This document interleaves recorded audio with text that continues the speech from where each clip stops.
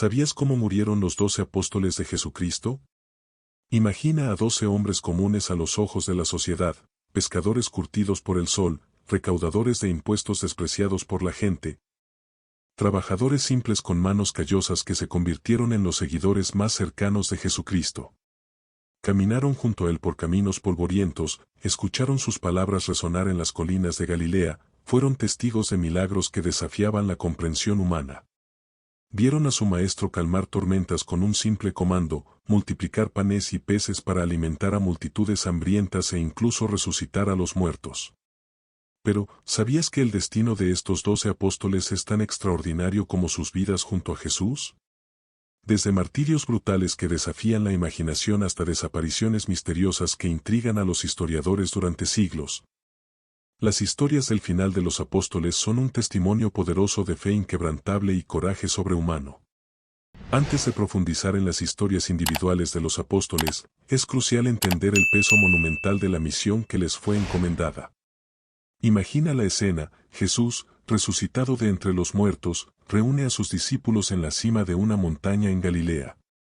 El aire está cargado de expectación. Los discípulos, aún aturdidos por los eventos de las últimas semanas, la crucifixión y la resurrección, apenas pueden creer lo que ven mientras contemplan a su Maestro vivo y radiante delante de ellos. Es en este momento crucial que Jesús les da una tarea que cambiará el curso de la historia. Por tanto, id y haced discípulos a todas las naciones, bautizándolos en el nombre del Padre, del Hijo y del Espíritu Santo, enseñándoles que guarden todas las cosas que os he mandado, y he aquí, yo estoy con vosotros todos los días hasta el fin del mundo. Mateo 28, 19-20.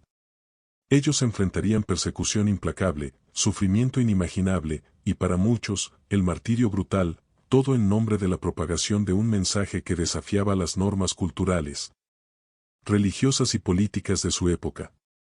La Gran Comisión era más que una misión, era una sentencia de muerte. Pero para los apóstoles, era un llamado que no podían ignorar, una verdad por la cual estaban dispuestos a sacrificarlo todo. El primer apóstol cuyo destino extraordinario exploraremos es Simón Pedro, el pescador impetuoso que se convirtió en la roca sobre la cual Jesús declaró que edificaría su iglesia. Mateo 16-18. Algunos teólogos sugieren que la piedra puede entenderse como el mismo Jesús, siendo él la verdadera fundación de la iglesia, con Pedro y los otros apóstoles desempeñando roles importantes. Pedro, conocido por su lealtad fervorosa pero también por su momentánea negación de Cristo, tuvo una vida post-resurrección llena de eventos dramáticos que rivalizan con cualquier épica de Hollywood. Imagina a Pedro, el hombre que una vez negó conocer a Jesús, ahora predicando valientemente en las calles de Jerusalén, desafiando a los mismos que habían crucificado a su Maestro. Hechos 2 nos cuenta cómo él, lleno del Espíritu Santo, pronunció un sermón tan poderoso que 3,000 personas se convirtieron en un solo día. Pedro realizó milagros impresionantes, como la curación de un hombre cojo de nacimiento, Hechos 3, e incluso la resurrección de una mujer llamada Tabita, Hechos 9. Pero el final de Pedro es tan extraordinario como su vida.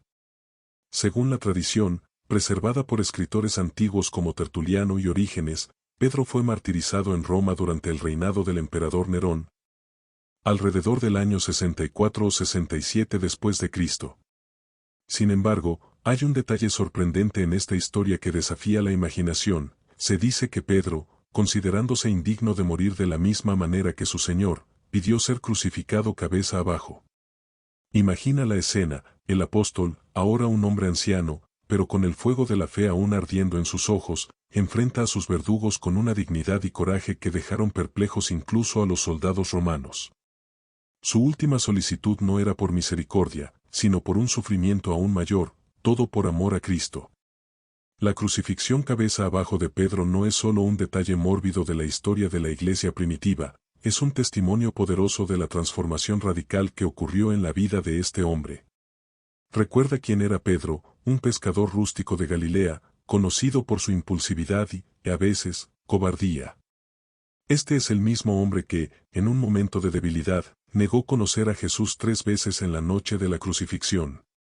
Ahora, décadas después, enfrentamos a un Pedro completamente transformado. ¿Qué cambió? La respuesta está en el poder del Evangelio y en la realidad de la resurrección de Cristo. Pedro no estaba solo muriendo por una idea o una filosofía, estaba dando su vida por alguien que había visto morir y luego resucitar.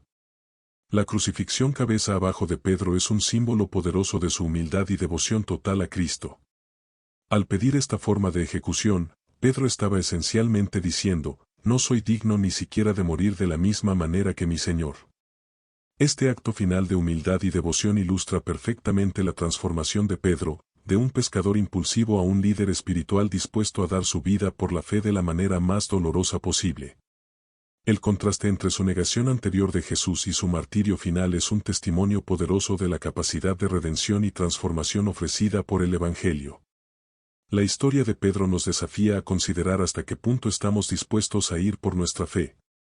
¿Qué tipo de transformación puede operar el Evangelio en nuestras vidas si, como Pedro, nos entregamos completamente a él? Pasemos ahora a Juan, el discípulo amado, conocido por su proximidad especial con Jesús. Juan es una figura única e intrigante entre los apóstoles, pues se cree que fue el único que no sufrió una muerte violenta. Mientras sus compañeros apóstoles enfrentaban el martirio en tierras lejanas, Juan vivió hasta una edad avanzada, posiblemente hasta el fin del primer siglo.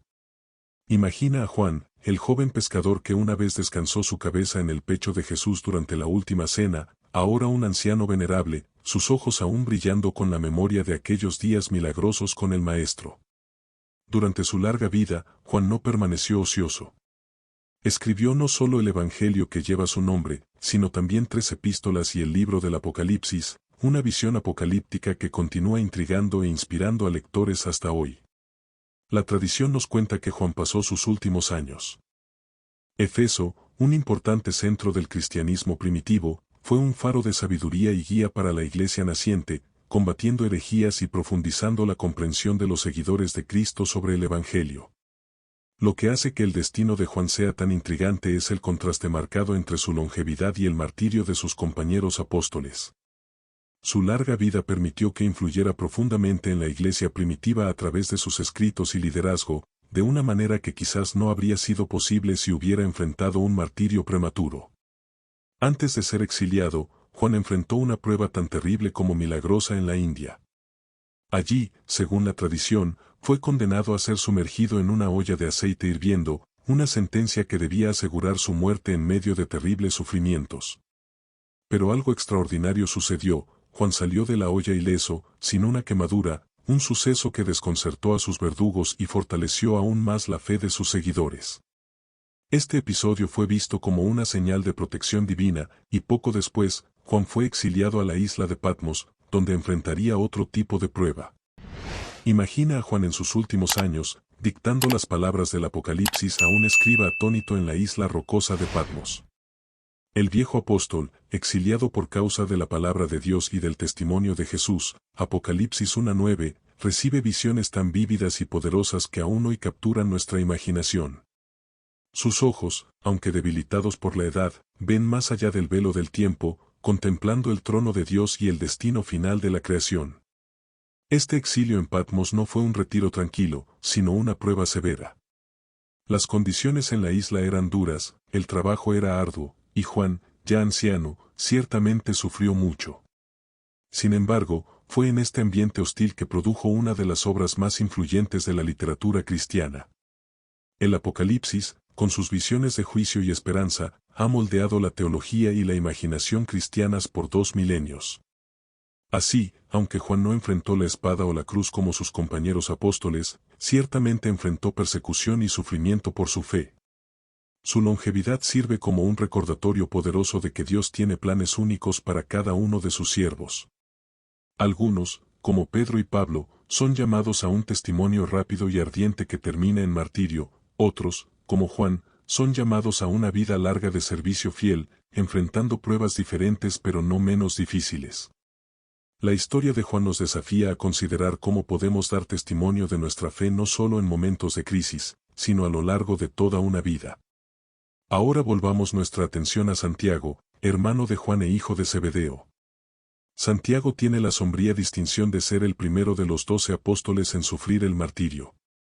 Según se registra en Hechos 12:2, Herodes mandó matar a espada a Santiago, hermano de Juan. Este evento ocurrió alrededor del año 44 después de Cristo, durante el reinado de Herodes Agripa, nieto de Herodes el Grande. Imagina la escena: Jerusalén está en tumulto, la joven iglesia cristiana crece rápidamente, desafiando el status quo religioso y político. Herodes Agripa, ansioso por agradar a la élite judía y consolidar su poder, decide atacar a los líderes de esta nueva secta. Santiago, conocido por su coraje y celo, se convierte en el objetivo principal. Tal vez fue su predicación audaz lo que atrajo la atención de las autoridades, o tal vez fue simplemente su prominencia como uno de los hijos del trueno, como Jesús una vez lo llamó a él y a su hermano Juan. Independientemente del motivo, Santiago es arrestado y rápidamente condenado a muerte. La ejecución es rápida y brutal, la espada del verdugo cae y el primero de los apóstoles de Cristo derrama su sangre en las calles de Jerusalén. La brevedad del relato bíblico sobre su muerte contrasta fuertemente con el impacto que debe haber tenido sobre la comunidad cristiana naciente. Imagina el choque y el miedo que deben haber recorrido las filas de los seguidores de Jesús. La muerte de Santiago marca un punto de inflexión crucial en la historia de la iglesia primitiva, señalando el comienzo de una era de persecución más intensa y sistemática contra los seguidores de Cristo. El hecho de que un miembro del círculo íntimo de Jesús haya sido ejecutado tan temprano en la historia de la iglesia debió enviar ondas de choque a través de la comunidad cristiana. Sin embargo, en lugar de silenciar el movimiento, la muerte de Santiago parece haber fortalecido la determinación de los creyentes. Piensa en el coraje necesario para continuar predicando y viviendo la fe cristiana sabiendo que el mismo destino podría esperar. La tradición de la iglesia primitiva, preservada por Clemente de Alejandría, nos da una visión poderosa del impacto del martirio de Santiago.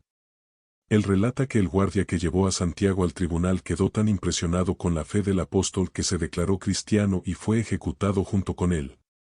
Si esta historia es verdadera, ilustra vívidamente cómo el testimonio valiente frente a la muerte puede ser un catalizador poderoso para la conversión. La muerte de Santiago nos lleva a reflexionar sobre el poder del martirio como testimonio. Cómo la disposición a morir por una creencia puede paradójicamente darle más fuerza y credibilidad. Esto nos desafía a considerar que estamos dispuestos a sacrificar por nuestras convicciones. ¿Cómo reaccionarías si tu fe te costara todo? El próximo apóstol en nuestra jornada es Andrés, hermano de Pedro y también pescador de Galilea. Andrés tiene la distinción de ser el primer discípulo llamado por Jesús, según se registra en el Evangelio de Juan. Imagina la escena: Andrés, un joven pescador, posiblemente insatisfecho con su vida y anhelando algo más, oye hablar de un nuevo profeta que predica a las orillas del río Jordán. Intrigado, va a escuchar a Juan Bautista y queda tan impresionado que se convierte en su seguidor. Entonces, un día, Juan señala a un hombre que pasa y declara: «He aquí el Cordero de Dios», Juan 1:36. Sin dudar, Andrés sigue a Jesús y pasa el día con él, convencido de que ha encontrado al Mesías. Andrés corre a compartir la noticia con su hermano, Simón Pedro. Este acto de traer a su hermano a Jesús define el ministerio de Andrés, quien se convierte en el apóstol que constantemente trae personas a Cristo. Tras la ascensión de Jesús, la tradición sugiere que Andrés predicó el Evangelio en la región del Mar Negro, en la actual Turquía, y posiblemente hasta en Grecia y Escitia, la actual Ucrania. El martirio de Andrés es particularmente notable debido a la forma de su crucifixión. Según la tradición preservada en el documento apócrifo Hechos de Andrés, fechado entre el segundo y el tercer siglo, Andrés fue condenado a muerte en la ciudad de Patras, en Grecia. Fue atado, no clavado, a una cruz en forma de X, que más tarde se conoció como la Cruz de San Andrés. Se dice que, al ver la cruz desde lejos, Andrés exclamó: «Salve, oh cruz tan deseada y ahora preparada para mí. Vengo a ti lleno de seguridad y de alegría, sepárame de los hombres y devuélveme a mi maestro». ¿Por qué estos primeros seguidores estaban tan dispuestos a enfrentar muertes horribles por su fe? La respuesta puede estar en las propias palabras de Jesús: «Porque el que quiera salvar su vida, la perderá, pero el que pierda su vida por causa de mí, la encontrará». Mateo 16:25. La disposición de Andrés a abrazar una muerte dolorosa por su fe demuestra una comprensión profunda de esta verdad paradójica. Imagina a Andrés, atado a la cruz posiblemente durante días, sufriendo una muerte lenta y agonizante. Sin embargo, la tradición nos dice que continuó predicando a todos los que se reunían para verlo, transformando su propio sufrimiento en un último y poderoso mensaje del Evangelio. Este acto final de testimonio es un ejemplo impresionante de cómo los primeros cristianos veían el martirio, no como una derrota, sino como una oportunidad para glorificar a Cristo. La cruz en forma de X en la que Andrés fue crucificado se convirtió en un símbolo poderoso en la iconografía cristiana, apareciendo en escudos, en banderas como la de Escocia, de la cual Andrés es el patrón, y en el arte religioso. Así, incluso siglos después de su muerte, el testimonio de Andrés continúa inspirando y desafiando a los cristianos. Su historia nos invita a reflexionar: ¿estamos dispuestos a abrazar el sufrimiento por nuestra fe? ¿Cómo podemos transformar nuestras propias pruebas en oportunidades de testimonio? Pasemos ahora a Felipe, otro de los primeros discípulos llamados por Jesús. Felipe, originario de Betsaida, la misma ciudad de Andrés y Pedro, es mencionado varias veces en los Evangelios, a menudo en situaciones que revelan su carácter práctico e inquisitivo. Recuerda el episodio de la alimentación de los 5.000, cuando Jesús pregunta a Felipe dónde podrían comprar pan para alimentar a la multitud.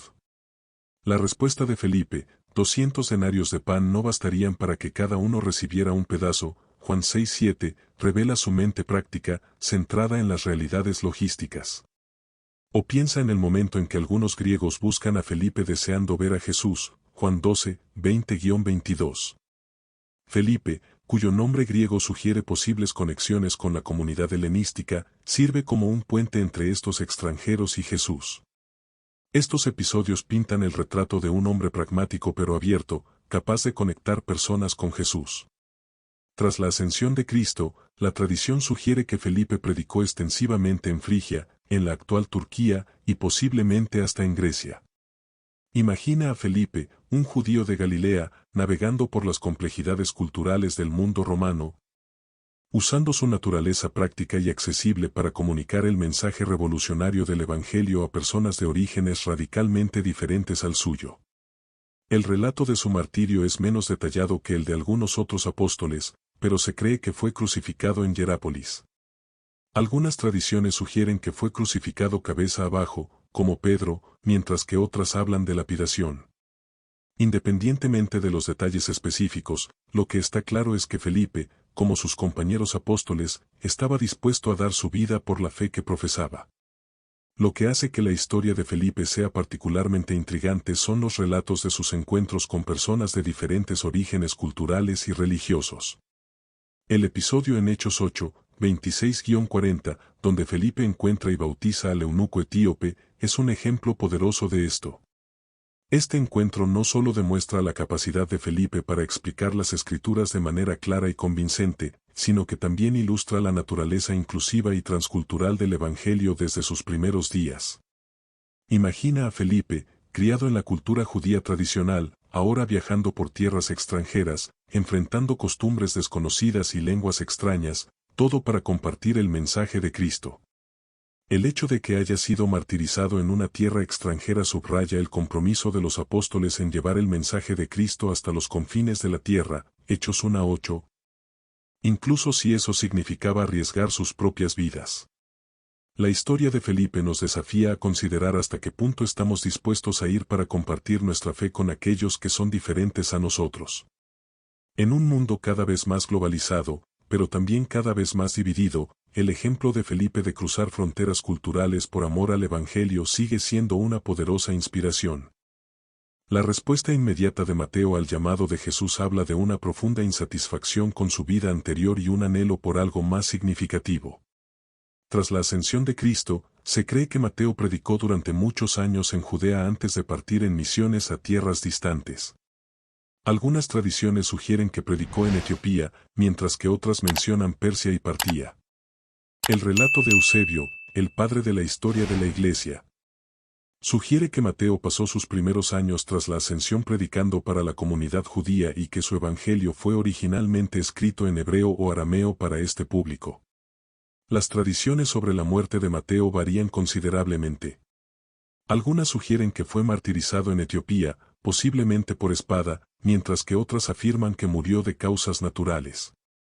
La incertidumbre sobre el final de Mateo nos recuerda que no todos los detalles de la vida de los apóstoles han sido preservados con igual claridad. Sin embargo, lo que es innegable es el impacto duradero de su evangelio, que continúa moldeando la comprensión cristiana de la vida y el ministerio de Jesús hasta hoy. Lo que hace que la historia de Mateo sea particularmente fascinante es su transformación de recaudador de impuestos, una profesión despreciada en la sociedad judía, a apóstol y autor de un evangelio. Imagina a Mateo sentado en su mesa de impuestos, probablemente acostumbrado a ser evitado y despreciado por sus compatriotas. Entonces, en un momento que cambiaría su vida para siempre, Jesús lo llama. No solo eso, sino que Jesús luego va a la casa de Mateo para una comida, rodeado de otros pecadores y recaudadores de impuestos. Este acto de Jesús causa escándalo entre los fariseos, que preguntan a los discípulos, ¿por qué come vuestro maestro con publicanos y pecadores? Mateo 9:11. La respuesta de Jesús es reveladora, no son los sanos los que necesitan médico, sino los enfermos, porque no he venido a llamar a justos, sino a pecadores. Mateo 9:12-13. Este episodio no solo ilustra la naturaleza radical e inclusiva del ministerio de Jesús, sino que también establece el tono para el futuro ministerio de Mateo. Él, que una vez fue considerado un paria, ahora se convierte en un instrumento de Dios para alcanzar a los marginados y despreciados. La vida de Mateo es un testimonio poderoso de la capacidad de Cristo para redimir y transformar vidas independientemente del pasado de la persona. El hecho de que haya escrito su evangelio con un enfoque particular en la audiencia judía muestra cómo Dios puede usar nuestras experiencias pasadas, incluso aquellas que consideramos vergonzosas, para su gloria. El evangelio de Mateo, con su énfasis en las profecías del Antiguo Testamento, sirve como un puente crucial entre el judaísmo y el cristianismo naciente. Su familiaridad con las escrituras judías, combinada con su experiencia de primera mano del ministerio de Jesús, lo hizo singularmente calificado para esta tarea.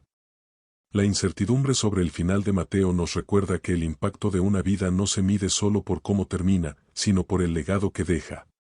Ya sea que Mateo haya muerto como mártir en Etiopía o de causas naturales tras años de ministerio fiel, su evangelio continúa tocando vidas y transformando corazones 2 milenios después.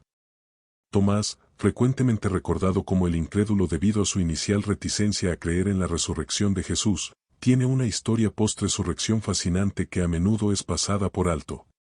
Recuerda la famosa escena, los otros discípulos le dicen a Tomás que han visto al Señor resucitado.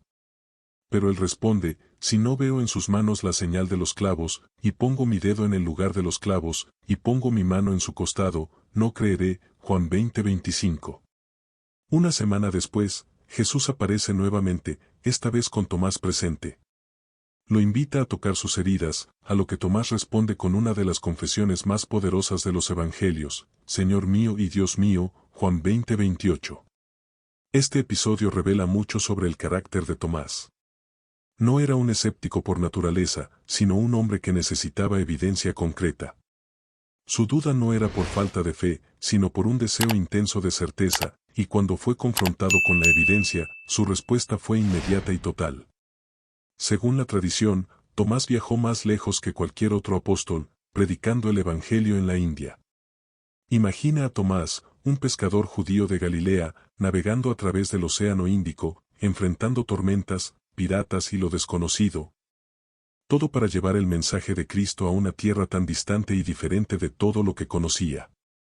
La tradición india, particularmente fuerte en el estado de Kerala, afirma que Tomás llegó a la costa de Malabar en el año 52 después de Cristo. Se dice que fundó 7 iglesias y convirtió a familias brahmanes de alta casta, así como a otras. La iglesia siria de Malabar, o cristianos de San Tomás, traza su linaje directamente hasta el apostolado de Tomás. Se cree que Tomás fue martirizado en Milapore, cerca de la moderna Chennai, según la tradición, fue atravesado por lanzas mientras oraba. El lugar de su supuesto martirio, conocido como el Monte de San Tomás, y su tumba en la Basílica de San Tomás en Chennai, son sitios de peregrinación hasta hoy. Santiago, hijo de Alfeo, a veces llamado Santiago el Menor para distinguirlo de Santiago, hijo de Zebedeo, es uno de los apóstoles sobre los que tenemos menos información en los relatos bíblicos. Esta relativa oscuridad en los evangelios y en Hechos no disminuye su importancia en el plan de Dios, sino que nos invita a reflexionar sobre el papel de los secundarios en la narrativa de la fe. Algunas tradiciones lo identifican con Santiago, el hermano del Señor, aunque esto es disputado por muchos estudiosos. La historia de Santiago el Menor nos invita a reflexionar sobre el papel de los secundarios en la narrativa bíblica y en la historia de la Iglesia. Aunque puede que no tenga el protagonismo de Pedro o Pablo, Santiago desempeñó un papel crucial en la propagación del Evangelio. Su historia nos recuerda que en el reino de Dios no hay papeles insignificantes. Cada seguidor de Cristo, no importa cuán aparentemente oscuro, tiene un papel vital que desempeñar en la misión de Dios.